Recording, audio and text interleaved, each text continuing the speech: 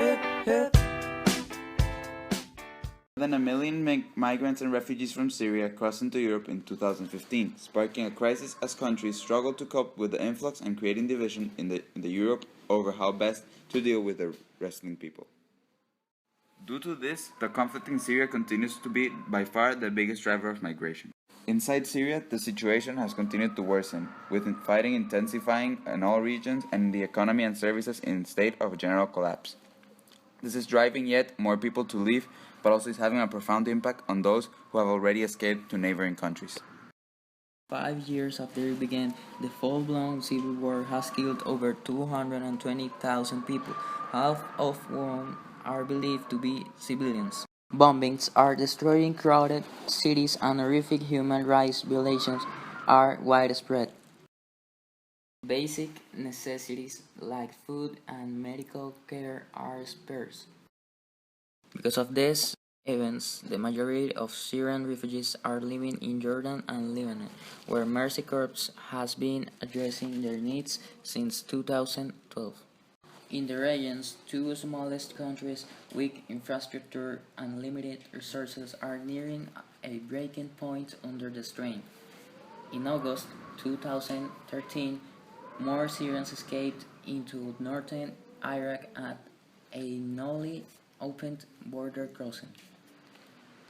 Now they are trapped by that country's own insurgent conflict, and Iraq is struggling to meet the needs of the Syrian refugees, on top of more than 1 million internally displaced Iraqis.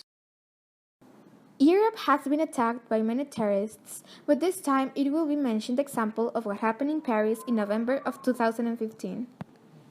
The Paris attacks, as an example of terrorism in Europe, started in Friday night, the 13th of November of 2015, which started 3 bombs in the French stadium Stade de France. This was interpreted as an act of war coming from the Islamic State. There were 3 bombs in the stadium. One occurred outside the stadium where Germany was playing against France. The second bomb, the bomber and a passing-by man were killed. And with this, the president, who was watching the game, was rushed to safety. The third bomb occurred in a fast food restaurant, and all the explosive belts were identical. After these bombs, shooting was the next target, near the center of town in a place called Le Carillon. The gunmen arrived in a LAC car and started shooting with a semi-automatic rifle, and the people there thought that was a firecracker that had gone off, before realizing they were under attack.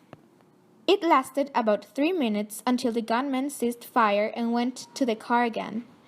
The second hostile invasion was in a restaurant called Le Petit Cambodge.